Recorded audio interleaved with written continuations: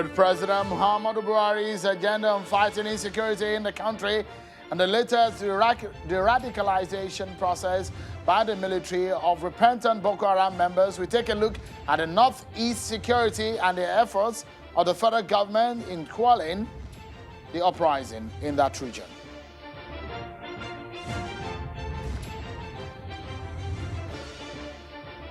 The race is up again in Edo State ahead of the governorship election. The major political parties are speaking about their agenda tonight. We engage some of the top players in the race.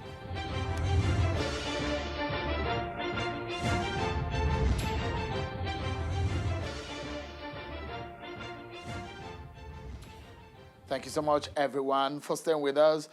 This is Politics Today, live on Channels Television. I'm Sean Kimbalo in Lagos. Well, the opposition People's Democratic Party, PDP, has come out to reply the Minister of Information, Lai Mohammed, about the issues of corruption. Yesterday, the minister came out to talk about some of the recovered loot and how those monies have been processed by the federal government of Nigeria.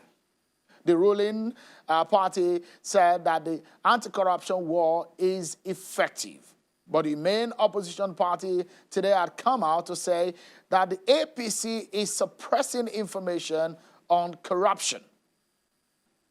Yesterday, the Minister of Information, Lai Mohammed, held a press conference where he addressed the press to say that the anti-corruption war of the federal government is effective. Take a listen to him again.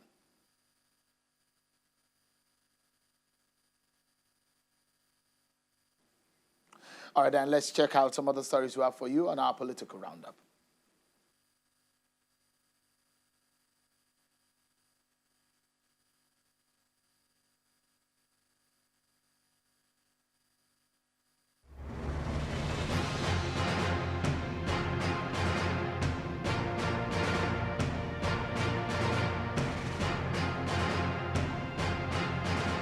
In a bid to solve the electricity problem in Nigeria, the Minister of Finance, Mr. Zainab Ahmed, and the Minister of Power, Mr. Salim Mamman, presented a joint memo to the Federal Executive Council seeking the release of 8.64 billion naira, which is funding for the end-to-end grid modernization and expansion program. Briefing State House correspondent after the 10th virtual Federal Executive Council meeting chaired by President Muhammadu Buhari at the State House in Abuja, the Minister of Finance says the project will be implemented in 3 phases, with 85% of the facilities sourced from the German consortium to be paid back in 12 years, while the federal government will provide the remaining 15%. This project is designed to include 23 transmission initiatives as well as 175 separate transformative projects in the electricity distribution franchises that we have in the country. The Minister of Transportation, Mr. Rotimi Amechi, has appealed to the National Assembly to halt his probe of the $500 million loan from the Chinese government. According to the minister, the loan, which is meant for the completion of the federal government's road projects, may be truncated. I only sought approval that, look, we don't mind these investigations. Can we shift it to December, January, when we would have possibly gotten these loans?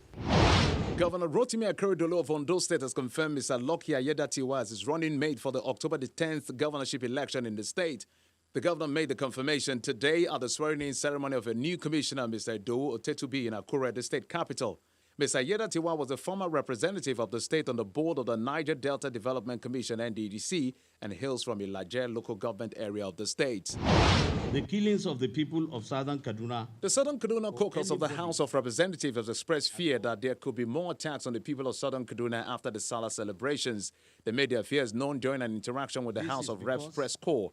They fear that the attacks could be some form of reprisal and are calling on the security agencies to avert the impending attacks.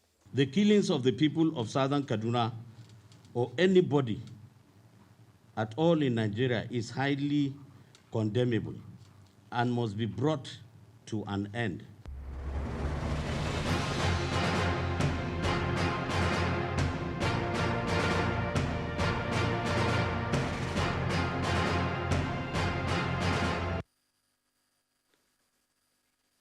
Thank you so much, everyone, for staying with us. Earlier on, we told you the reaction of the main opposition party, People's Democratic Party, on the statement of the Minister of Information on the issue of anti-corruption war in the country. Yesterday, the minister came out to say that the anti-corruption war is effective. Let me remind you of what the minister said again. Take a listen to him. The fight against corruption, a cardinal program of this administration, is alive and well. President Muhammadu Buhari, the African Union's anti-corruption champion, who also has an impeccable reputation globally, remains the driver of the fight. And no one, not the least, the PDP, under whose watch Nigeria was looted dry, can taint its image or reverse the gains of the fight against corruption. Anyone who disagrees that the anti-corruption fight is alive and well is free to dare us. What the revelations of the past few weeks, especially the investigation of the nation's anti-corruption staff, have shown is that the administration is not ready to sweep any allegation of corruption under the carpet. The fight against corruption is not about loot recovery or convictions alone. We are also putting in place enduring institutional reforms that will deter acts of corruption. Here we are talking about the Treasury single account, the whistleblower policy, the expansion of the coverage of the integrated payroll personnel and information system, as well as the government integrated management information system, and the open government partnership and transparency portal on financial transactions, among others. So that's what the main opposition party is responding to when they say that the APC is suppressing information under the Buhari government, and saying, of course, that they need to get some information more on some of the monies that are being, according to the government, recovered. Well, let's go to Edo State now and talk about the race there. Tonight, we'll dissect some of those issues that have come up in the run-up and some of the issues regarding the campaign and the agenda of some of the major political parties in the race. Tonight, let's speak with Mr. Dan Ogbege, who is a member of the APC campaign organization. He joins us from Benin City. Thank you so much, Mr. Ogbege, for your time tonight. Let's begin by asking you, first and foremost, the chances of your candidate, Pastor Osage Izeyamu, considering an incumbent that is up against, this is not the first time Pastor Izeyamu is running the race, and he's come this time around to say he has a simple agenda for the people of Edo State. With the man that is up against his major contender, what are his chances?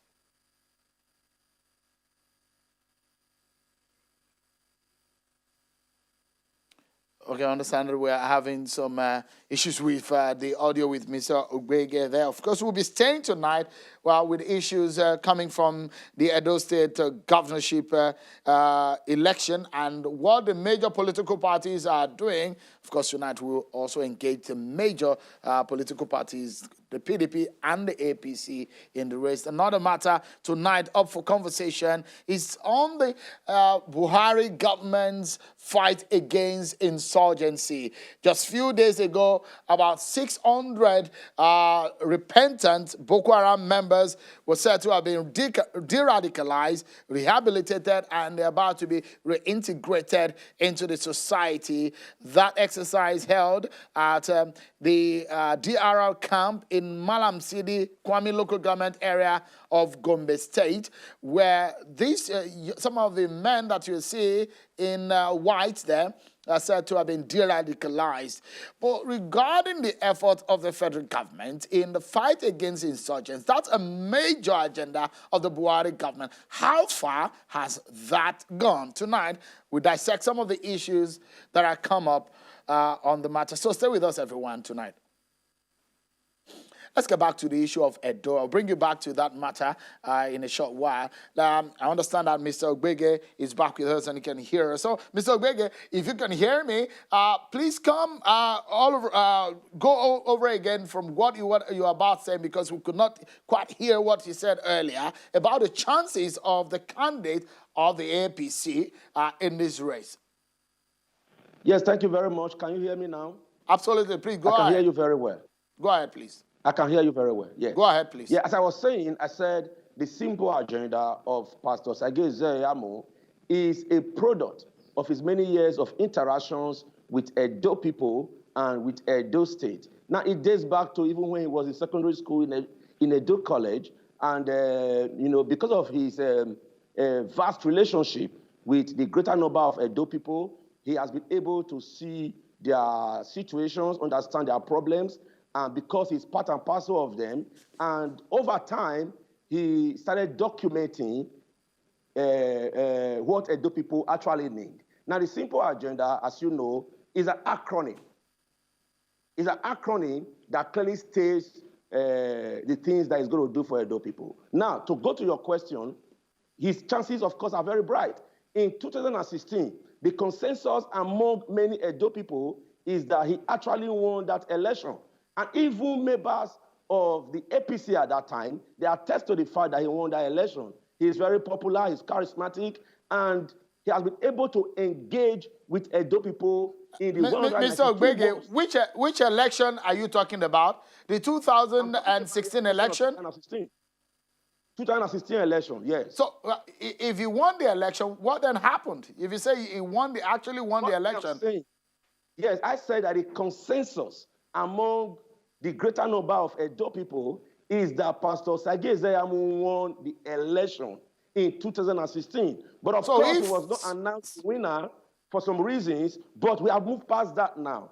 Now, what I'm explaining to you, that he has relationship with the greater number of Edo people. Sorry, just a moment. We need to clarify things, because if claims of this nature are being made on national television, we need to clear it, because I'm a bit confused, and I guess as much as some of those who are watching us tonight, when you say someone won the election and it was not announced, it's different from the result that maybe you have a result that we did not have in 2016. Well, I said the consensus among the greater number of Edo people is that Pastor Sage Zeyamo won the election. They feel cheated. They feel that he was not announced the winner for some reason. But we've moved past that. Now, the point I'm trying to make is that he has relationship with many Edo people covering the 192 wards in Edo State. He has friends in the 192 wards in Edo State because he has been able to build relationship with Edo people. He engages them and he interacts with them regularly. His residence in Benin City is like a mecca of some sort. You know, all manners of Edo people, professionals, artisans, farmers, Christians, Muslims, traditionalists, they come to him and he engages with them. Now, this must be able to build a political structure that is awesome. And people talk about it. People understand this in Edo State and even beyond. That is the reason why he is the go-to person. All right, so when I asked, sorry, Mr. Ogbege, so when I asked earlier, the chances of Pastor Sage Zeyamo, for someone like Comrade Adams Oshiomhole, I guess he's a very well-respected personality in Edo politics, isn't it? A two-term governor there and former national chairman of the APC. How is his words with the Edo people? Okay, now, to clearly look at this, I was trying to build foundation for you to understand the reason why Pastor Sage Zeyamo is going to win the election. Now, in 2016, the only reason why the current governor, Godwin Obaseki, even managed to do as well as he did, and he was declared a winner, was Adams Oshomole that put him on his back. He put him on his back to government house and made him win. He campaigned for him. Nobody heard from Godwin Obaseki. He did not speak for himself. Adams Oshomole spoke for him at every rally, and he was able to meet Edo people in the nook and crannies of Edo State, to ensure that Godwin Obaseki won. Now, today, the same comrade Adams Oshomole is no more with Godwin Obaseki. So when people say that Godwin Obaseki will win, I just laugh, because how is he going to do that? Adams Oshomole is no more with him. The 90% or 95% of the people that ensure he won in 2016, they are no more with him. They are still with APC. And Osage Ezeamu, he came from from PDP to APC in December last year with over 60,000 members of the PDP. All right. So when you, of course, APC,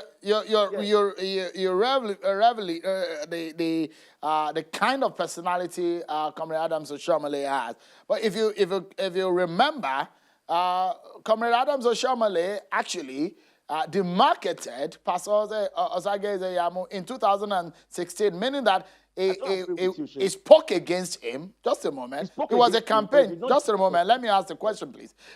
He campaigned against him, and he said so many things about him. Do you think those things could work against Pastor Ezeamu in this election? No, they will not.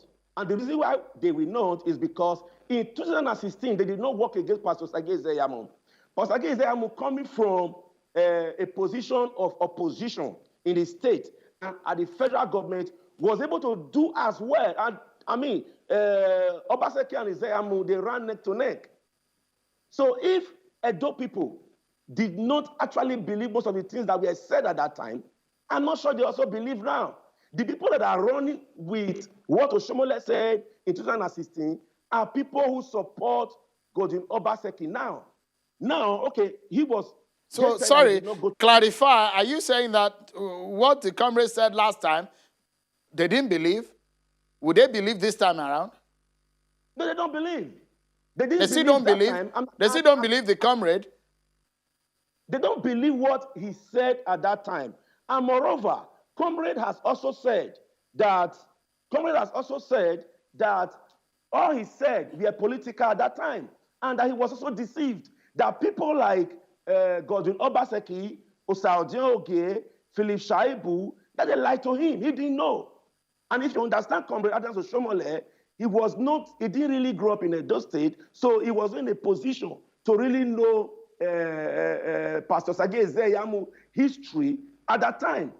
But he has apologized for the things he said at that time.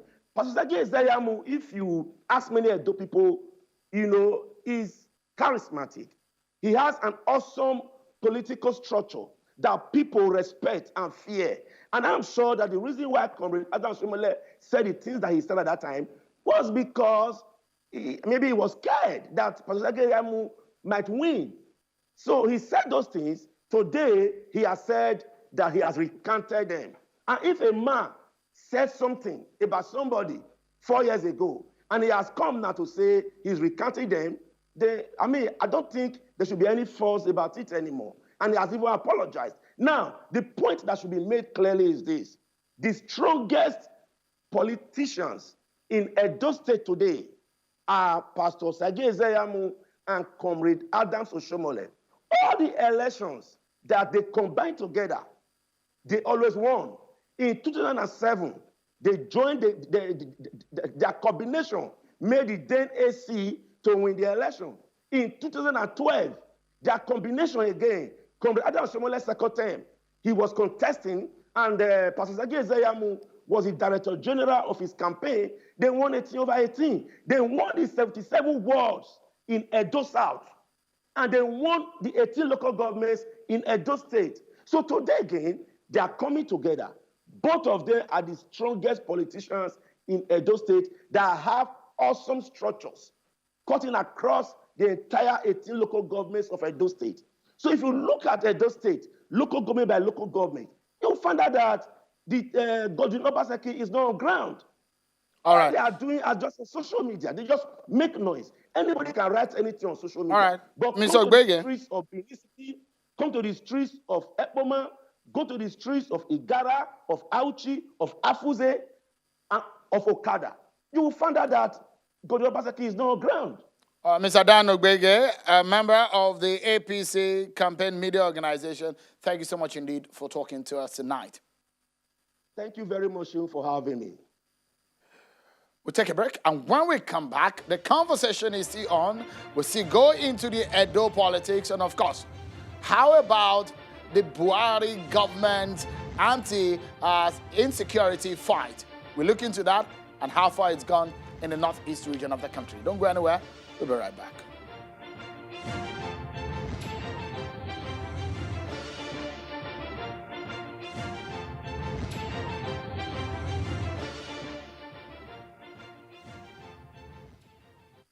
The largest set of 601, including 587 Nigerians and 14 foreign nationals from Cameroon, Chad, and Niger Republic, will be graduating and transferred to their national and state authorities for reintegration.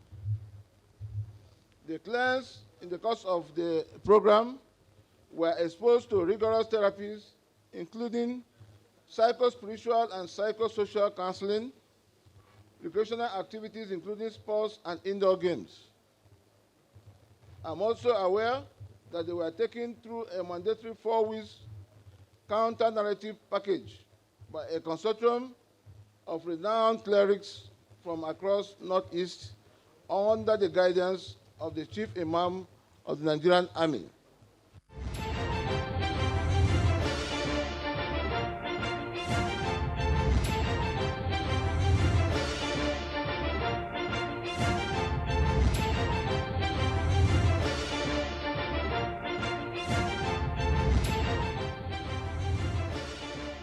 Thank you so much, everyone. Our eyes are still on the Edo governorship race. Don't forget, it's one of the issues on the menu. We'll also be touching on the issues of the Buhari government's fight against insurgency in the country. But let's clear some of the issues on the table here with us on the Edo governorship race and some of the issues that have come up since the campaign has been flagged off in the state.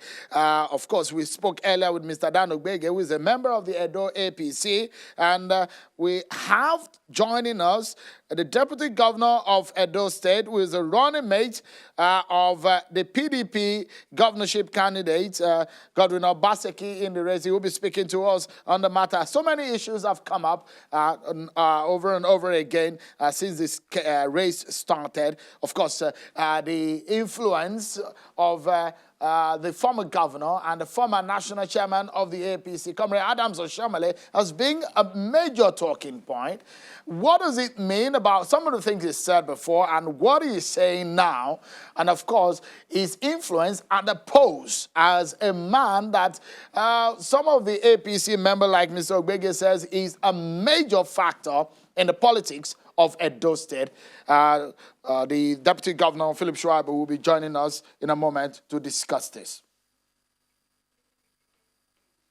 So, but then, let's see if we can go to our Maiduguri studio, where the chairman, Senate Committee on the Army, is standing by to talk to us, Senator Ali Ndume, on the issues of the war against insurgency in Nigeria, especially with the recent de-radicalization exercise of some Boko Haram members.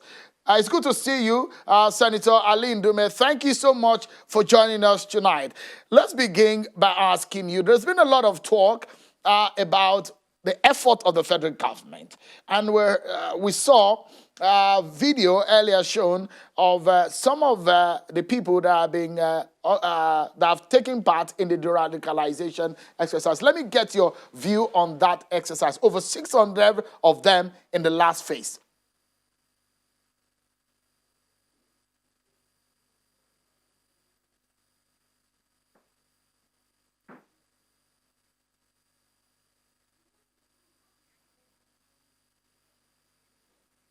I guess we're having troubles connecting to Senator Ali Ndume. We will get back to him in a moment, but let's take a break. But when we come back, of course, we'll get into full swing of some of the conversation that is on the table for us tonight, everyone. Don't go anywhere. We'll be right back.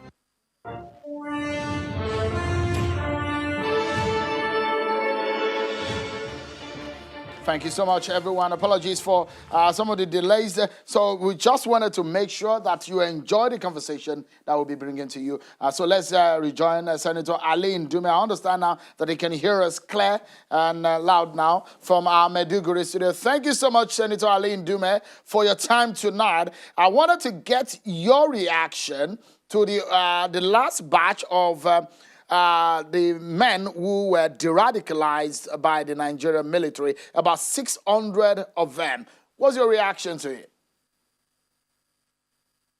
Well, my reaction is that of my people that I represent, that this is a very misplaced priority that is not supposed to happen now. It's okay to de-radicalize, but the timing is completely wrong. This is a situation where we still have over 1 million internally displaced persons in various camps and host communities, and then they are still dealing with the trauma of the insurgency, and the government is doing this Operation Safe Corridor, bringing in those people that are tortured, that killed, that maimed, and the memory is still fresh in our minds because our people are still displaced, and then you say you are bringing them back, pampering them and giving them startup. I feel that is a misplaced priority. I have said it in various platforms, and that is the view of my people. In fact, almost all the people are against this program, especially the timing. Why don't you rehabilitate, resettle with the people that are dealing with the trauma in the various camps, and then give them startup packs to start their life in any part of the country? We have IDPs scattered all over the country. If the government is serious about a program like this, it should start with the victims first, not with the perpetrators. And honestly, I'm in Maiduguri, and the worst part of it is that those that have been so-called de-radicalized and released into the society, there is no monitoring device, most of them that are back, I can give you an example of Dambua. One of them that was back came back to only to kill his father and take away his 2 cows and run away with it. And some of them that were returned to Dambua, after 2-3 days, they disappeared. And in fact, I learned reliably that even in the course of de-radicalization, they said they are not willing to come back and live with what they call the infidels, non-Muslims, and that is how they feel. So this program really needs to be looked into immediately. Otherwise, I'm gathering information from and position of my people, and we'll take the appropriate, even if it requires legal action, to stop this kind of thing. You don't do that. I understand it's IOM and the military that are doing this, because every program that you do is supposed to be for the people. I mean, there's nowhere, and then there's nowhere in our constitution that allows for that even. When you commit a crime and you are investigated and you are known to have committed any crime, then you should go to the court. It is court that will decide to free you or so. But honestly, this program is not what people want. So with what we have seen today, because we understand that these are people who, some of them by themselves dropped their arms and surrendered to the states to say they want to be de-radicalized, because when the state said some of them should come forward and stop the insurgency, some of them came forward. But if you look at the norm within the realm of de-radicalization globally, is a preventive counterterrorism measure. In the case of Nigeria, no, that is... Go ahead, please. That is why they got it wrong. You start by, first of all, the war is still going. Just at the time that these 600 were released, it was almost the same time that 5 NGO workers were summarily executed by the insurgents. Wherever you do the radicalization or whatever like this, it is after the war. It is after the war is over, or people surrender. When you surrender, you keep them somewhere as prisoners of war. Then you profile them properly and then train them if you have to train them, which is okay. But you resettle the victims first before you settle the criminals or the perpetrators of the crime. How can you start by resettling the perpetrators of the crime? I always say it. It means this is a kind of encouragement for our youth, teeming youths out there that don't have anything to do. You are saying, join Boko Haram and then come back to repent. If you come out and repent, you get a job or you get a start-off pack to start your life. That is completely unacceptable. I have said it several times. That is the position of our people. Well, I am saying that, yes, if people want to surrender, it's okay to surrender. They should have a place and keep them until the IDPs are resettled. After resettling the IDPs, then you can bring them in and reconcile them with the people. Then you can integrate them into the society. But this approach, I'm telling you, is wrong. It's not acceptable. It's not in favor of our people. Our people are against it. It's, in fact, against humanity. And they are talking about IOM and international world practice. What is our concern with international world practice if it is not in favor of our people? The Constitution of Nigeria is supreme. What they are talking about is, okay, why don't you go to the prison now? They are training people in the prison. Why don't you release the prisoners in the prison? These are people that commit some crimes, small crimes, stealing, robbery. But these are people that kill people consciously. These are people that kill people consciously. If they are de-radicalized, let them keep kept out. Let them be with the army. Let them provide information to the army as to where the others are, so that they serve as informers, but not to just bring them back to the society. So I am telling you that this is not my view. It's the view of our people. Senator Ndume, some of these young men that you're seeing on TV right now, you do not trust that they are genuinely de-radicalized. Is that what you're saying? They are not, because if I ask those that release them to recall them tomorrow and let them come back to Gombe, where they are, I don't think they will have 50% of them. Let me tell you one, give you a few information about what the military said. It is true that some of them were conscribed on, not against their will into the program. Sort them out and keep them somewhere until you resettle the victims. That's my position. The prisoners of war from Iran that were taken to America, they are being housed in Guantanamo Bay. Up to now, they are still there and they are being profiled. The innocent ones are being released and then cleared and then sent back to their countries. And then those that are, so to say, de-radicalized are also sent back to their country, to their government, but not to bring in 600 people and then release them into the society just like that, without talking to the society, without talking to the victims, without asking their opinion. Even they themselves. Like in, I gave you an example of somebody in Damboa. Another example is in Borno, Maiduguri right now, in a ward called Shehuri South. A victim, one of those executed by ISWAP recently, is from that area. And then they recently released one notorious killer in that area too, that is Borno South. The people rejected. And I think the security agencies had to take it in. Senator, let me quickly give you this information. Yeah. The military said that they have taken their DNA samples, they were collected, their biometrics were also captured onto the national database, and that they're also being tracked. Is that enough as a system of monitoring some of these people? There's 600 of them that have been de-radicalized.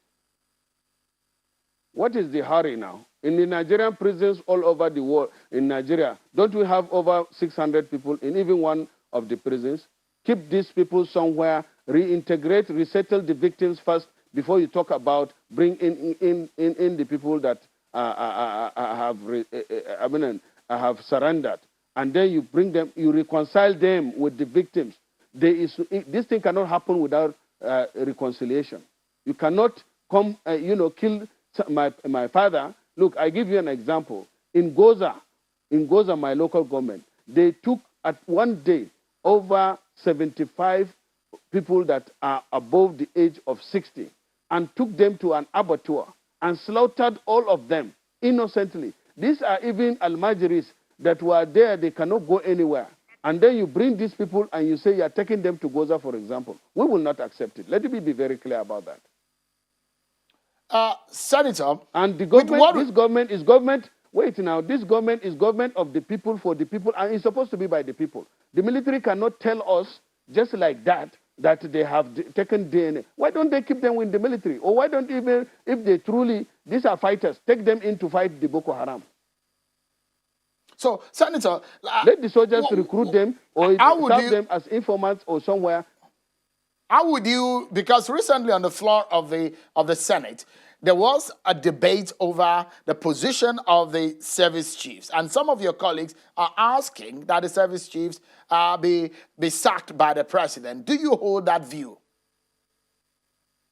Well, you see, this is the problem, Shehu. Every time discussion is being held on very critical and important matter of urgent national importance, people go to personalities. I don't believe in that. I believe on discussing this idea and the issue, not the personalities involved. And that is my take on that. I have been consistently, they try to drag me into this argument. I don't believe it. I don't care who is the chief of army staff. After all, the president is the commander-in-chief. Now, are you saying that the commander-in-chief should go, or what? Now, let's get this clear, that we have a problem at hand. We are discussing this issue of the so-called de-radicalization. And what pains me most, this is just an international, they want to copy international standard. This thing has nothing to do with international standard. This is a peculiar Nigerian problem. If it is a peculiar Nigerian problem, that children that believe in indoctrinated into one crazy idea, and they kill people. So when they surrender and they discover that what they are doing is wrong, then you bring them out and keep them somewhere. After some time, that is after you have resettled the victims and after you have rehabilitated the victims. So many victims. We have over 60,000 orphans that these boys orphaned as a result of their activities. They killed their parents. I had one woman crying in the morning when on a program that they came and killed her husband and left her with 4 children, and nobody is taking care of them. And then the same people will come back, pampered by the government, to come and stay with them. Is that fair? Senator Ali Ndume, Chairman, Senate Committee on the Army. Thank you so much, Senator, for your time tonight. Thank you. We'll take another break, and when we come back, we'll take you back to Edo State and some of the conversation on the governorship election of the September 19th. Don't go anywhere. We'll be right back. Thank you so much, everyone, for staying with us on the program.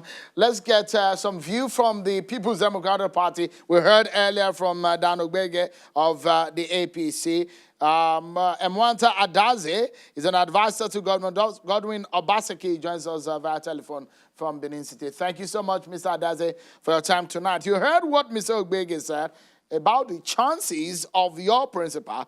He's very confident that the candidate of the APC will win the election. What are your thoughts on that?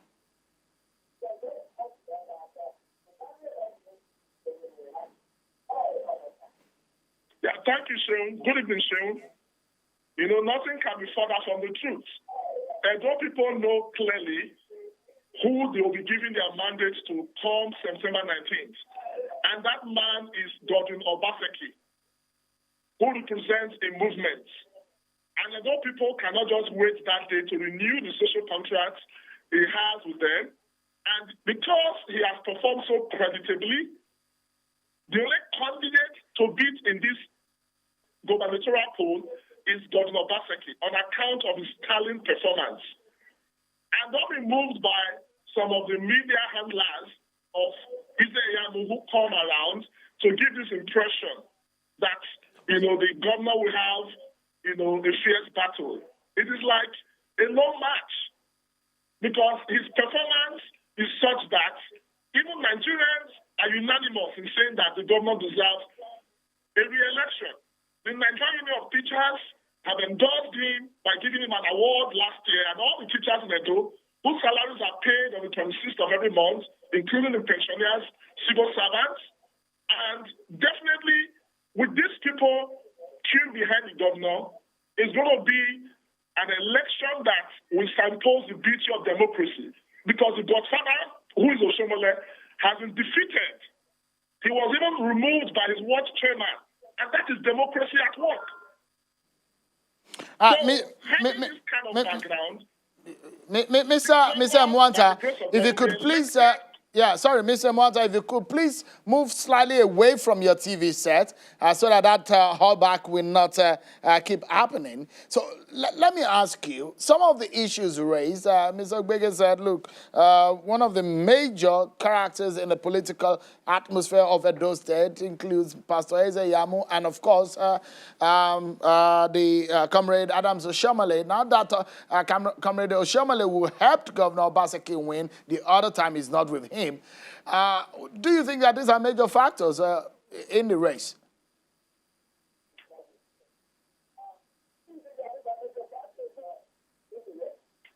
Yeah, thank you so much, Sean, for that question, because Oshomole as a person said many things about this same Izeyamu in 2016. Namely, he said he was a thief. He said that the reason why he didn't appoint him for the 8 years he was in government was that this is a man that is not reliable, a man who carries Bible during the day and AK-47 at night.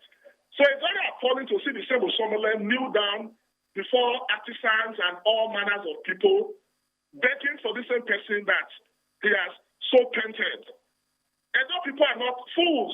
We are very educated. We are very enlightened. And we can also hold Oshomole to the good things he said about Governor Obaseki. He said Governor Obaseki was the brain box of his government. As chairman of the economic team, he told us all the achievements. So we are talking of a period of 16 years here. I mean, 12 years of Obaseki's performance. Compare that with Israel Yamu was in government under Igbenedion as chief of staff, as SSG. He talks of a simple agenda which he borrowed from Don Pedro. If it was that, so how come he could not carry out this agenda? So this is a man that will be drawn to the account of his track record, and the governor who has performed so creditably well that even Oshomole has endorsed him for the election. So the choice is clear between Israel Yamu and Governor Obaseki. The old order which Israel Yamu represents and the new order which Governor Obaseki represents. And I can assure you that the majority of the Edo people are very queued behind Governor Obaseki, and it's a man that the Edo people will re-elect. We will not re-elect a thief, we will not re-elect a cultist, we will not re-elect a man that will come after our treasury, which Oshomole has painted him to be. And it's easy, because this man even has an EFCC case. Every time he comes out of the door to run for, campaigns, enough is enough. The people are wiser. And that's why Governor Obaseki comes September 19th will be re-elected by Edo people. And that's the social contract he has with Edo people. Of development, and more development. So if Pastor Eze Yamu says that he's campaigning on the simple agenda, what would your principal say he's campaigning on?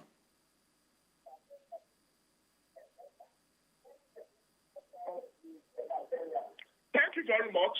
I will not talk about simple agenda because that's Don Pedro's idea, and that issue has been laid to rest. So Israel comes with a tabula rasa, a borrowed agenda, a stolen agenda, but my principal has what he calls mega agenda, make Edo great again. This is a man that has performed across all sectors. The health sector, he has transformed the health sector. He saw COVID-19 response. The facilities are there. People come to Edo for their COVID-19 tests across 2 different testing centers. Just recently, the specialist hospital was designated as one of the testing centers in Nigeria. Look at the sports sector. Edo is hosting the sports festival this year. We have a world-class stadium. In the power sector, just less than a week ago, our power plant was tested. This will provide electricity to public buildings, street lights, and for the production center, which you have along the Sackler Road. So this is the very first state where you can be sure of 24 hours power supply. Industrialization, because the problem with our power sector has always been this lack of consistency. So we have a state that guarantees 24-hour supply. So imagine the rate at which investors will come into Edo within these next 4 years of Governor Obaseki as governor. So having our mega agenda, we are sure that Edo people will renew the social contract they have with their governor. And that's the man to beat in this election, Governor Obaseki. Mr. Adaze Mwanta, thank you indeed for your time tonight.